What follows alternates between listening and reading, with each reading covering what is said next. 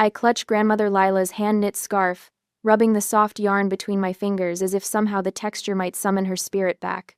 The funeral parlor smells like artificial flowers and furniture polish. I've tucked myself away in the corner chair, watching my family perform their version of grief. Mom dabbles at her eyes with a monogrammed handkerchief, letting out occasional theatrical sobs that echo against the mahogany paneling.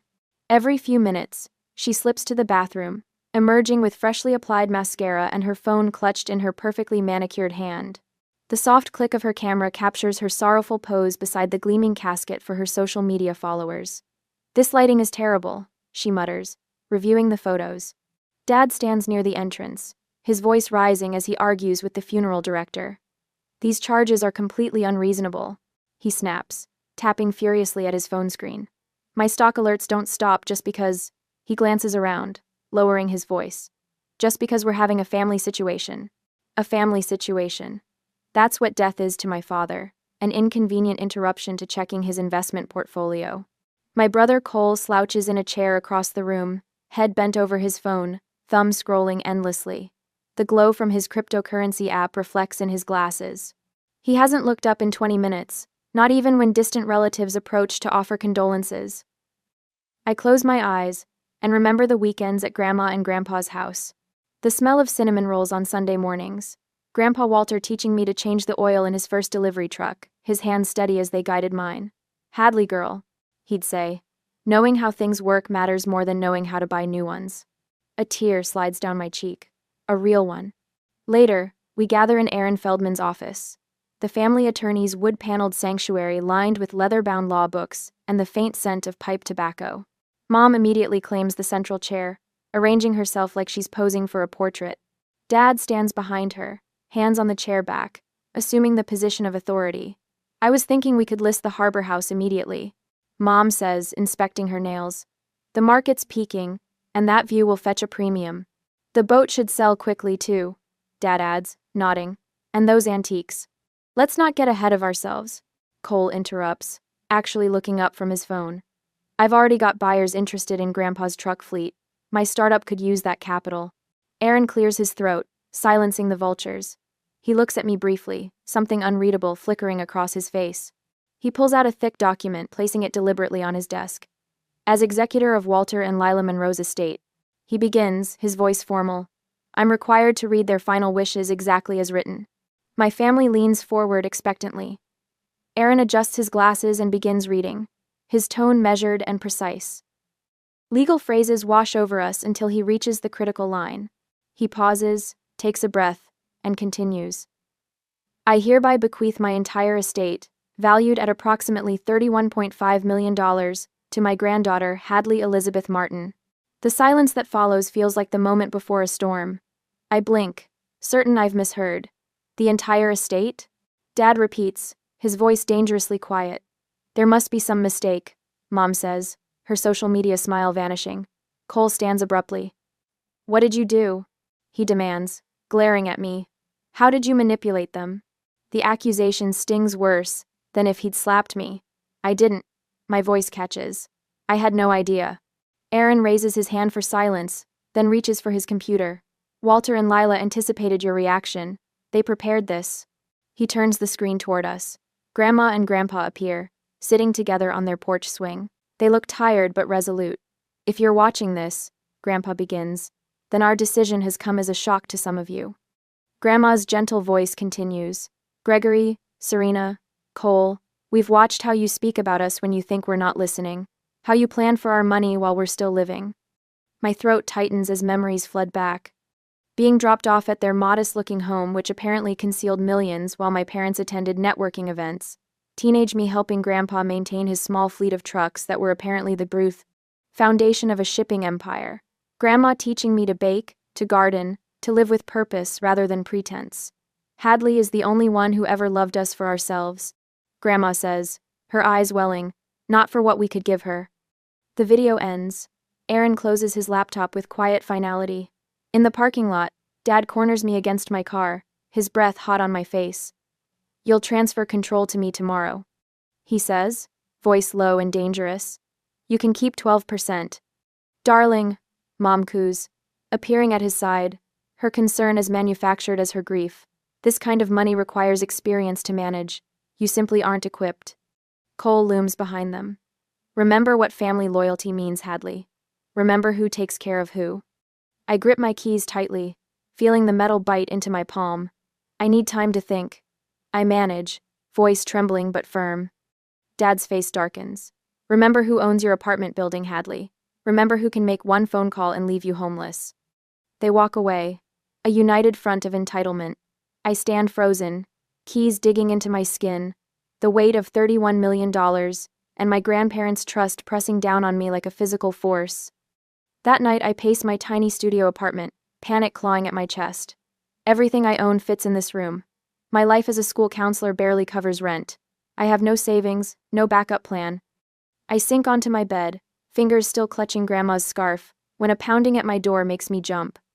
Management inspection, a gruff voice calls. My phone rings. Aaron's name flashes on the screen. Hadley, he says urgently when I answer. They're planning to lock you out. It's illegal, but they might try. You need to leave. Now. Tears blur my vision as I throw essential items into a backpack, my hands shaking so badly I can barely zip it closed. I never imagined that inheriting a fortune would leave me feeling more vulnerable than I've ever been in my life. But as I grab Grandma's scarf and wrap it around my neck, her voice seems to whisper in my ear. Stand your ground, Hadley girl. Some things are worth fighting for. The following day, rain pelts the windshield as I pull up to Grandma and Grandpa's Gig Harbor home. The sprawling craftsman sits back from the road, wrapped in cedar and stone, modest in design, despite its waterfront location. Nothing like the gleaming modern mansions that have sprung up around it over the decades. I sit in the car, watching raindrops race down the glass, my heart hammering against my ribs. 24 hours ago, I was fleeing my apartment with a backpack of essentials. Now I'm about to enter a house worth millions that somehow belongs to me. The front door opens before I reach it. Miguel Alvarez stands in the entryway, his weathered face solemn. For 15 years, he's managed this estate, becoming more family than employee. Miss Hadley. His voice breaks slightly. Welcome home. I step inside, dripping onto the worn oak floors. The house smells like lemon oil and cinnamon, just as it always has. Your grandmother asked me to give you this. Miguel extends a small brass key. If things went this way. He leads me to Grandpa's study, where a heavy antique desk dominates the room. The key fits a bottom drawer, revealing a weathered leather journal bound with a faded ribbon. She said you would understand when the time came. Miguel squeezes my shoulder before leaving me alone. I curl into Grandpa's reading chair by the fireplace, tucking my feet beneath me as I open the journal. The first entry is dated 10 years ago. Gregory came today asking for another loan. Claimed his investment was guaranteed to triple within months. When Walter hesitated, he reminded us how expensive Cole's college tuition is becoming. We wrote the check. Walter suspects we won't see that money again. My stomach tightens. I flip forward several months. Gregory hasn't mentioned repayment. When I asked, he acted as if I'd forgotten he'd already repaid us. Walter says to let it go. It's only money, he says, but it's the pattern that worries me. I turn page after page, my fingers trembling. Serena brought designers to help update the house today. They measured rooms and took photos while she pointed out how tired everything looks. Later, I caught her photographing the silver service from Walter's mother. She jumped when she saw me, saying she wanted inspiration for her anniversary party decorations. The door creaks open. June Porter, housekeeper for over 20 years, enters with a tray of tea. Her eyes are red-rimmed. You're reading Mrs. Lila's journals. It's not a question. Did you know about all this? I gesture to the open pages. June sets down the tray. I kept records of my own. Mrs. Lila asked me to. She disappears, returning with a banker's box. Financial documents. Loan agreements your father never repaid. Startup proposals from your brother, all defaulted. She places a thick folder on top. And these are copies of property transfer documents your mother tried to get Miss Lila to sign 3 months before she passed. Claimed they were updated estate plans recommended by their advisor. I spread the papers across the desk. Thousands of dollars funneled to Dad's failing ventures. Cole's repeated requests for seed money that never produced results. Mom's attempted property transfers that would have quietly moved ownership before death. They were bleeding them dry. I whisper, For years, June confirms. Your grandfather insisted on believing the best of his son.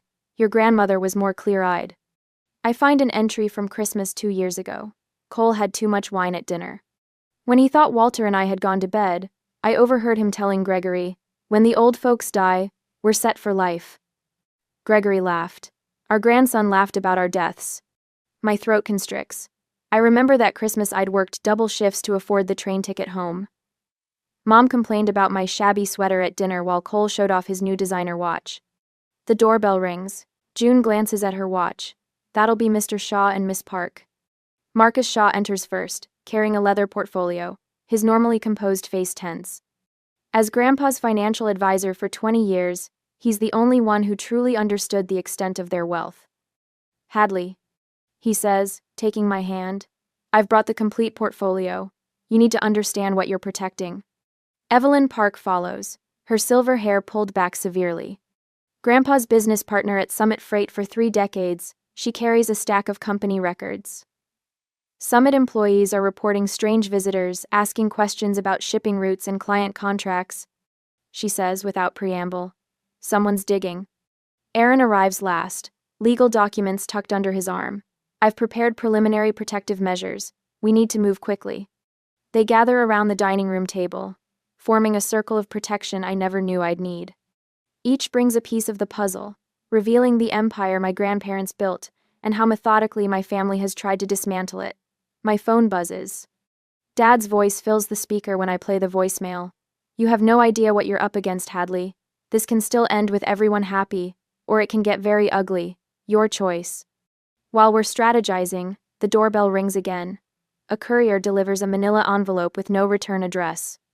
Inside are my childhood photos with faces crossed out in red marker. "This is escalating quickly," Aaron says, bagging the photos as evidence. "Summit employees are reporting strange visitors. Your brother has started posting about your mental instability online. Your mother has called your workplace with family concerns." My hand shakes as I set down my teacup. What do we do? "File for emergency protective orders," Aaron says, pulling out prepared documents. "The evidence is overwhelming. Judge Carter will approve them immediately." "There's something else," June says. "Miss Lila set aside the cottage in Port Orchard in a separate trust. It's not part of the main estate. Somewhere safe if you need it. I think about my students, the kids who count on me showing up every day. I'll need to take a leave of absence from work." The weight of it all suddenly crashes down. I walk to Grandma's garden, now glistening with rain. Her roses will bloom soon without her to see them. "I never wanted their money," I whisper to the wet earth. "I just wanted them." But as I look back at the house where my unexpected allies wait, I realize Grandma and Grandpa gave me more than money. They gave me the truth, and people who will help me protect it. 3 days into my new old home, my morning coffee goes cold as I stare at the newspaper. The headline glares back. "Family Contest Suspicious Inheritance." My hand trembles as I scan quotes from unnamed family sources, claiming Grandma Lila suffered from diminished capacity during her final months. "They're really doing this," I whisper to the empty kitchen. My phone buzzes with a text from Aaron. "Gregory filed an emergency petition with the court. Claims Lila was mentally incompetent when signing the will. Call me," claims Lila. Before I can dial, a notification pops up. Mom's smiling face fills my screen, a screenshot from the local morning show where she dabbed theatrical tears while describing her concerns about elder exploitation. The caption reads, "Heartbroken daughter speaks out about suspected elder abuse." The walls of Grandpa and Grandma's house, my house, now seem to press inward. I set the phone down, breathing deeply the way I tell my students to when anxiety overwhelms them. Miguel knocks gently before entering. "Miss Hadley, you should see this." He hands me his tablet, open to a social media page Cole created overnight. "Justice for the Monroe Legacy." Already 400 followers. People I've known my entire life commenting about their concerns. "Summit Freight called," Miguel adds, his weathered face solemn. 3 clients received anonymous letters, questioning the company's stability. They're attacking from every angle. My voice sounds distant, unfamiliar. "Your grandfather anticipated this." Miguel gestures toward the study. "Perhaps it's time you saw his business journals." In the oak-paneled study that still smells faintly of Grandpa's pipe tobacco, I open the leather-bound journal from 1987, the year Summit Freight nearly went bankrupt during the recession. Grandpa's neat handwriting fills the page. Third bank rejected our loan application today. Lila says we should sell the house. I won't risk our home. When everyone says you'll fail, that's when you find your backbone.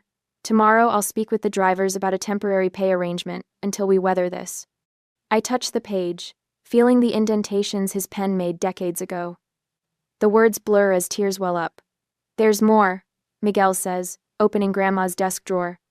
He removes a small USB drive. Mrs. Lila installed security cameras last year. She never told your parents. On Grandpa's computer, I watch footage dated the day of the funeral.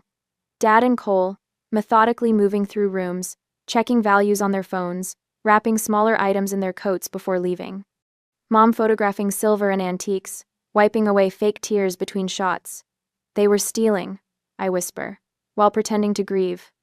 Mrs. Lila knew. She kept records of everything. The security system chimes, interrupting us. Miguel checks his phone. They're at the gates, all of them. My heart hammers against my ribs as I move to the front window. 3 vehicles idle outside the wrought iron gates. Dad's Mercedes, Mom's Range Rover, Cole's Tesla. Should I call Aaron? Miguel asks. I straighten my shoulders, remembering Grandpa's words. Finding your backbone. No, I'll handle this. The intercom crackles. Dad's voice, professional and commanding. Hadley, open the gates. We're here to collect family heirlooms that rightfully belong to all of us. I press the speaker button. I'll meet you at the front steps. Summer sun beats down as I stand alone on the wide limestone steps. The gates swing open automatically. I want witnesses to whatever happens next. Dad strides forward first, briefcase in hand, expression controlled but eyes flickering with calculation. Mom follows, camera ready in a tasteful black dress, while Cole lingers slightly behind, shoulders hunched. This has gone far enough. Dad announces, projecting his voice like he's addressing a boardroom. We're here for great-grandmother's silver service and the Tiffany lamps to start. For that. Those items were specifically listed in the will as part of my inheritance, I say, my voice steadier than I feel. A will we're contesting, Mom interjects, her practice concern slipping. Sweetheart, you're in over your head. Let us help manage things until the courts sort this out. Cole steps forward suddenly, attempting to move past me up the stairs. I'll just grab my stuff from my old room while we're... He freezes as lights flash and a low hum fills the air. The new security system Aaron installed activates, red indicator lights blinking along the perimeter. Trespassing prevention measures, I explain quietly. The property is now monitored by multiple cameras streaming to a secure server. Mom gasps dramatically, clutching her chest before slowly sinking onto the manicured lawn. My own daughter, treating family like criminals. The crunch of gravel announces new arrivals. Miguel approaches from the side of the house, carrying a leather binder. Miss Hadley, I've brought the complete inventory of household items as you requested, with provenance documentation. Miss Hadley? June's compact figure appears next, her gray hair neatly pinned back. I witnessed them taking items after the service. She announces loudly. I've provided a sworn statement to Mr. Feldman. A silver sedan pulls up behind my family's vehicles. Evelyn Park, Grandpa's business partner of 30 years, steps out, followed by 5 longtime Summit employees in company polos. We came to show support. Evelyn says clearly. Walter and Lila built this company on integrity. We stand by their wishes. Aaron's BMW glides to a stop next. He exits with a leather portfolio. Ah, perfect timing. I was just coming to update Hadley on the restraining order, but since you're all here, I can serve these papers directly. Dad's face reddens as Aaron approaches with documents. Mom remains sprawled on the grass, her theatrical collapse forgotten as she watches the growing audience with calculation in her eyes. From the street, a cluster of people gather, neighbors, friends of my grandparents, watching quietly, finding strength. I didn't know I possessed. I step forward. This ends today. My voice carries across the suddenly silent driveway. Every word spoken here is being recorded, every action filmed. You've shown who you really are, and now others are seeing it too. A news van slows at the property entrance, logo visible on its side. Who called the media? Dad snarls, his composure cracking. We did, calls Mrs. Henderson from across the street, waving her cell phone. Neighborhood watch. We look after our own. For the first time since Grandma's death, I see real fear in my father's eyes. He glances at the growing crowd, the cameras, the papers in Aaron's hand. This isn't over, he mutters, but he's already retreating toward his car. Mom miraculously recovers from her fainting spell, hurrying after him with one worried glance at the news van. Cole hesitates, looking at me directly for the first time. Something unreadable crosses his face before he follows our parents. That night, I stand alone in my grandparents' bedroom, untouched since their passing. Grandma's knitting basket sits beside her reading chair, needles protruding from an unfinished blue scarf. Grandpa's reading glasses rest on his nightstand, folded neatly beside a half-read mystery novel. The grief I've been holding at bay crashes over me. I sink onto the edge of their bed, clutching one of Grandma's knitting needles. I don't know if I can be what they believed I could be, I whisper into the emptiness. Dawn finds me still there, watching light gradually filter through lace curtains. Grandma made herself. Something settles in my chest, not peace exactly, but resolve. Later that morning, the team gathers in Grandpa's study, Aaron with legal folders, Marcus with financial projections, Evelyn with Summit operations reports. I take Grandpa's seat at the head of the table, no longer feeling like an imposter. We need comprehensive plans. I tell them, not just defending against their attacks, but building something sustainable. I've prepared injunctions against further legal harassment, Aaron begins, sliding documents across the polished surface. Marcus taps his tablet. I've secured the accounts and investments with additional verification protocols. Summit's employee meeting went well, Evelyn reports. Once they understood your commitment to maintaining operations and jobs, morale stabilized. We're not just defending, I say, echoing Grandpa's steady voice in my memory. We're building. A soft knock interrupts. June enters, carrying a dusty cardboard box. Found this in the attic storage. Thought you should see it. The box label, in Grandma's neat handwriting, reads simply, "In case of Gregory." Inside lie decades of meticulously organized materials, letters, recorded conversations, financial records, dated and cataloged with my grandmother's characteristic precision. At the bottom, wrapped in acid-free paper, lies a small leather-bound book. My breath catches as I gently lift it out. Is this what I think it is? I whisper. June nods, her eyes knowing. Mrs. Lila said you'd recognize it when the time came. I hold Grandpa Walter's original business ledger from 1962, the founding document of Summit Freight, containing the legal framework that would make challenging the will nearly impossible. Our meeting adjourns with new determination. For the first time since the inheritance bombshell, I feel not just Grandpa's backbone, but my own. A week later, I am preparing to defend what's legally mine and protect my grandparents' legacy. I sit at Grandpa Walter's antique oak desk, running my fingers over the worn edges where his hands rested for decades. The leather chair still holds the impression of his body, a physical memory that comforts me as I lift the phone receiver for what feels like the 100th call today. Mr. Delgado. Yes, this is Hadley Martin. I appreciate you taking my call. I straighten my posture, channeling Grandpa's quiet confidence. I'd like to discuss the expansion of the profit-sharing program for Summit's drivers, effective immediately. The morning passes in a blur of meetings, each one another piece of the plan we've crafted. Summit Freight employees file into the study throughout the day, weather-worn drivers with calloused hands, office staff with curious eyes, mechanics with grease-stained fingers. Each leaves with shoulders a little straighter, eyes a little brighter. My grandfather believed a company is only as strong as the people who build it daily, I tell the gathered department heads. Starting next month, every employee participates in the expanded profit-sharing program. Healthcare coverage increases to include dependents. The education fund doubles. Evelyn hands out the detailed packets, while Marcus projects the financial models showing long-term sustainability. The room erupts in applause, genuine and warm, nothing like the hollow social media applause my mother craves. Dr. Reynolds, I say later, phone pressed to my ear as I review the community needs assessment spread across the desk.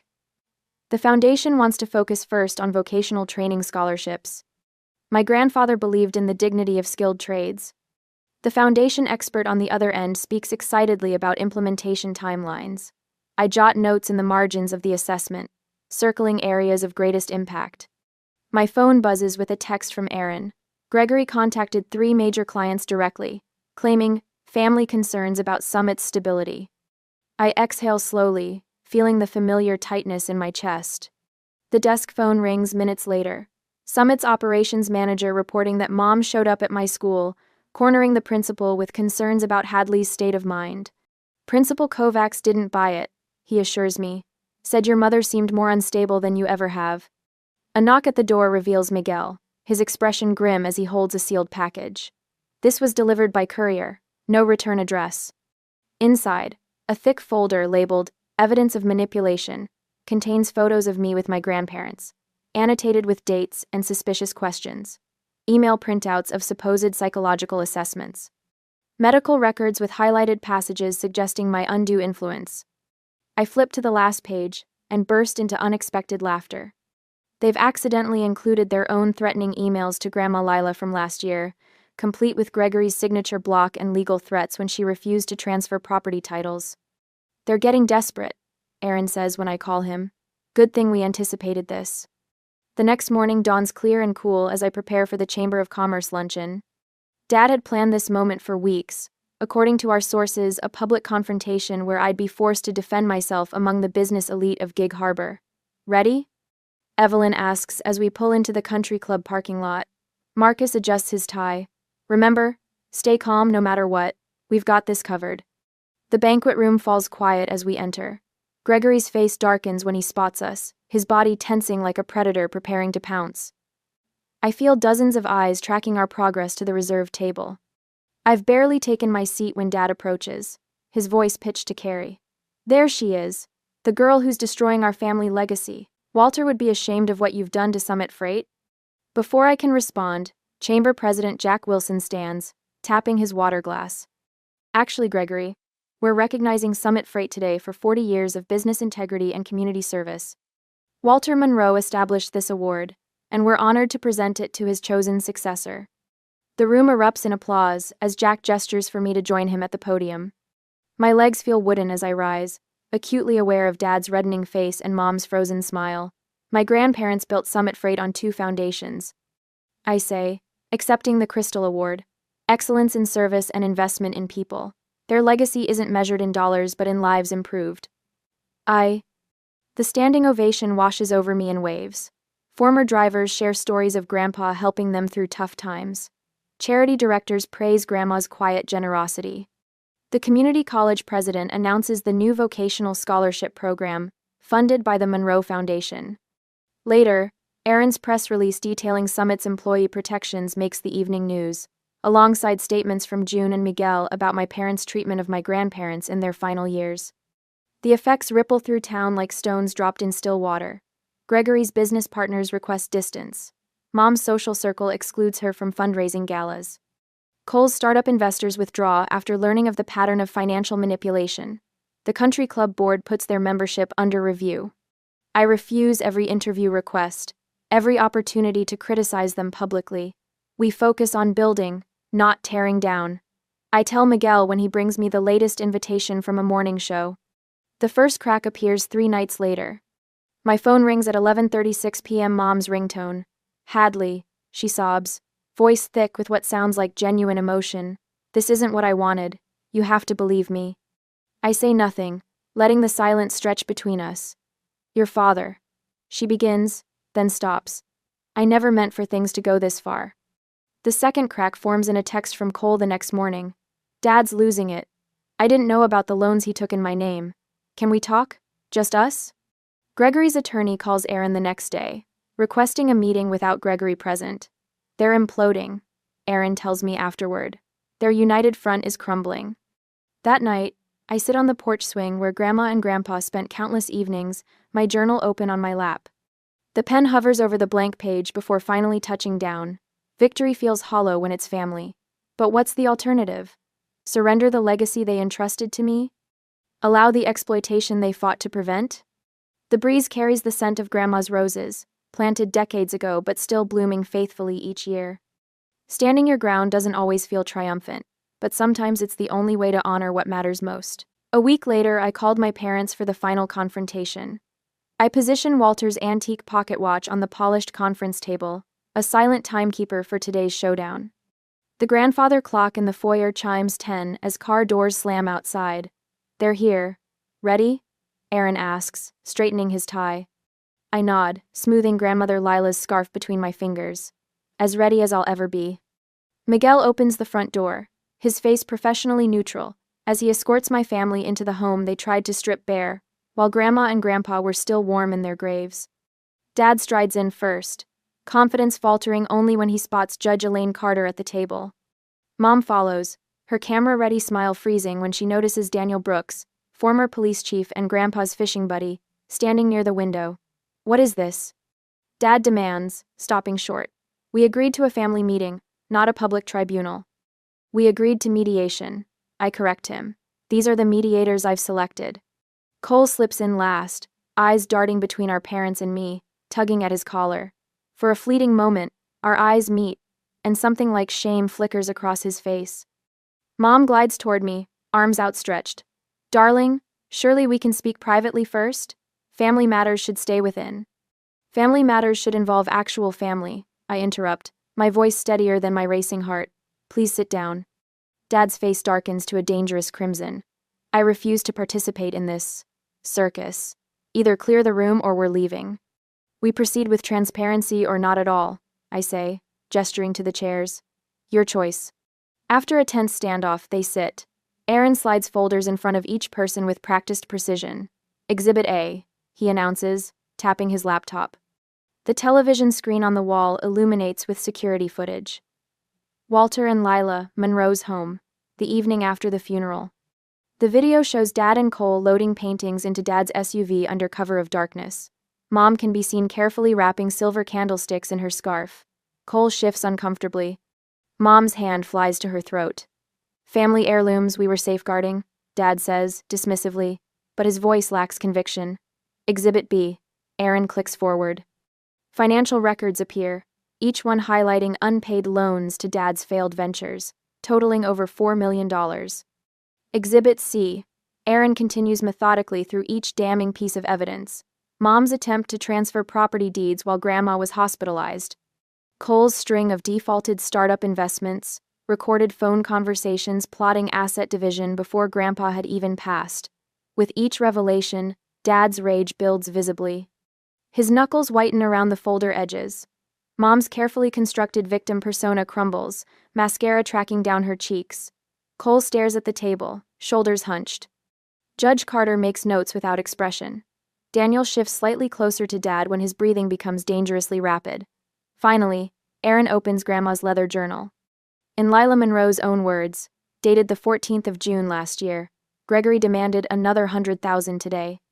When I reminded him of the previous unpaid loans, he suggested we wouldn't want Cole to know about certain family matters. I recognize the threat. Walter and I have decided, Hadley is our only hope for preserving what we've built. The room falls silent except for Mom's quiet sobbing.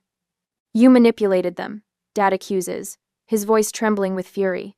You turned them against us. No, I reply, my calm surprising even me. Your own actions are speaking for themselves. I slide a document forward. This is my offer.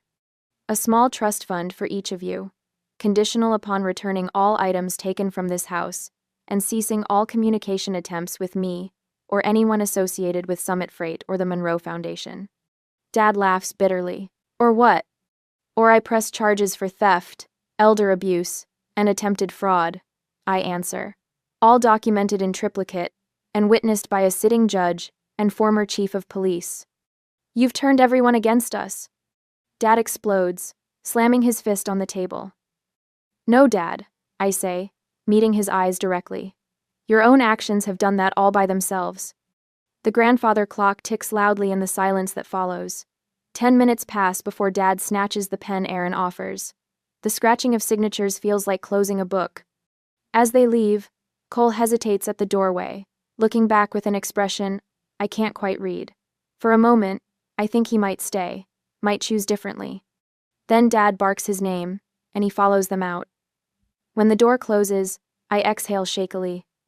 Aaron squeezes my shoulder. Judge Carter nods with approval. Daniel's weathered face breaks into a smile. Walter would be proud, he says quietly. Standing your ground isn't about being the loudest voice in the room. It's about knowing when enough is enough. I touch Grandma's scarf, still wrapped around my neck. I never wanted their money, I whisper. I just wanted to be family. I know, Erin says. That's exactly why your grandparents trusted you with everything they built. Outside, engines start, car doors slam, they drive away, and something in me knows it's for the last time. I am my grandparents' legacy now, not their money, their values. And some boundaries, once set, must never be crossed again. 6 months after the final confrontation, I still arrive at school by 7:30, my counseling office, a sanctuary of listening ears and steady advice. The brass nameplate Hadley Martin, student counselor, remains the title I cherish most, despite the trust documents bearing words like executor and beneficiary. This morning, a small clipping from the business section sits on my desk. Summit Freight announced record profits under its new employee ownership model. Walter's trucks still rumble through town, but now 68 drivers have stakes in their futures. Miss Martin? My assistant pokes her head in. Your foundation guests are here. The Lila and Walter Monroe Foundation exists on paper and in $12 million of carefully allocated funding, but today marks something more tangible: our first scholarship recipients. 5 students wait nervously in the conference room, clutching acceptance packets. Their eyes widen as I explain how the Vocational Training Fund works: full tuition, living stipends, and guaranteed apprenticeships. My grandparents believed in building things that last. I tell them, now you're part of that legacy. Later, I drive the familiar road to the Harbor House. The property feels different now, lighter somehow, as if the weight of secrecy has lifted. I park beside Evelyn's sensible sedan and Marcus's old Volvo. Inside, the dining room table that once witnessed my family's greed now hosts a celebration. June sets out Lila's china, while Miguel arranges Walter's prized chess set nearby. Remember our first meeting here? Erin asks, helping with water glasses. You could barely speak without trembling. Hard to believe that was the same person who stared down Gregory Martin at the gates. Evelyn laughs. I run my fingers along the table's edge, remembering. Same house, same people, different Hadley. We toast with sparkling cider when Marcus announces the Foundation's first major project, a 3D printing laboratory for the community college's technical program. Lila and Walter would be so proud of what you've built, Miguel says, his eyes misting. That night, I flip through my therapy journal, tracing the path from panic attacks to purpose. Pages filled with grief exercises give way to recipes June has taught me from Lila's collection. Notes on Walter's favorite chess openings occupy margins near pressed flowers from the cottage garden. The old cat, Professor, finally allows me to stroke his ears as he settles on Lila's favorite chair. 6 months ago, he hissed whenever I entered the room. Progress comes in many forms. My phone buzzes with a familiar area code. Gregory's business has finally collapsed, and he needs a small bridge loan. 3 hours later, Serena emails her application for the Foundation's board of directors. Before bed, Cole texts about his newest startup. This one is different, I swear. The pattern remains unchanged. My response does too. Polite, firm refusal. On my 30th birthday, I'm surprised by a gathering at the cottage. No extravagant gifts, just thoughtful tokens, a vintage edition of my favorite book, Seeds from June's Garden, a handmade scarf. Evelyn raises her glass. To choosing your family by their actions, not their blood. Erin updates us on the permanent legal protections now in place, while Marcus outlines the Foundation's growing community impact. The following Tuesday, a sophomore sits in my office, describing family pressure that echoes my past. They say I owe them, she whispers, that everything they've done was for me. I listen with understanding born from experience. When she finishes, I hand her a carefully prepared packet: therapy options, legal resources, boundary setting worksheets. Your worth isn't measured by their approval. I tell her, words I needed to hear 6 months ago. At sunset, I walk the property grounds, stopping at the newly planted grove, 1 tree for each scholarship recipient. A small bench bears a simple plaque: Legacy Lives Through Love, Lila and Walter. I open Lila's journal to its blank final pages and begin writing my own entries. Looking up at the warm glow of house lights, I feel a peace that money could never purchase. The inheritance that matters most wasn't in the bank accounts after all.